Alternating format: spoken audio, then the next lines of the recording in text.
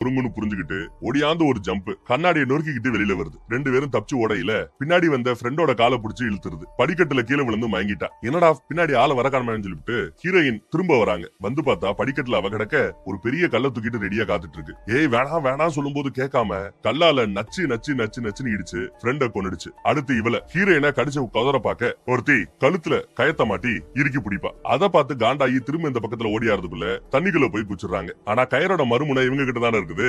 அதனால மீதி 2 லேடிஸும் குரங்குக்கு நீச்ச தெரியாதுங்கிறதுனால அதை இழுத்து தண்ணிக்குள்ள தள்ளலாமே முயற்சி பண்றாங்க. ஆனா அது ரொம்ப ஸ்ட்ராங்கா இருந்ததுனால அது கயரை பிடிச்சு வெளியில தள்ளி விட்டுருச்சு. இந்த பக்கம் அப்பா பொண்ணுங்களுக்கு மெசேஜ் அனுப்புறாப்ல, திரும்ப கூப்பிடுங்கன்னு. ஆனா இப்ப வரைக்கும் எதுவும் நடந்தாப்ல தெரியல. இதுக்கிடையில ஏர்போர்ட்ல பாத்தாங்கல்ல 2 பசங்க கிட்ட பேசிருப்பாங்கல்ல, அட்ரஸ் எல்லாம் கொடுத்து வீட்டுக்கு வாங்கடா ஜாலியா இருக்கலாம் எல்லாம் சொல்லிருப்பாங்கல்ல, அந்த பசங்க வீட்டு அட்ரஸ் கண்டுபிடிச்சு வீடு வரைக்கும் வந்துட்டானுங்க. சரக்கு எடுத்து அடிச்சுக்கிட்டு எங்க பொண்ணுங்களை காணமேன்னு ரொம்ப ஆர்வமா சுத்தி தெரிஞ்சிட்டு இருக்காங்க. இப்ப வரைக்கும் அவங்களுக்கு இந்த வீட்டுல இருக்கிற ஆபத்து தெரியல. அங்க ஒரு போன் கிடக்கும். போன்ல 11 மிஸ்டு கால், எல்லாம் அப்பா அடிச்ச மிஸ்டு கால்.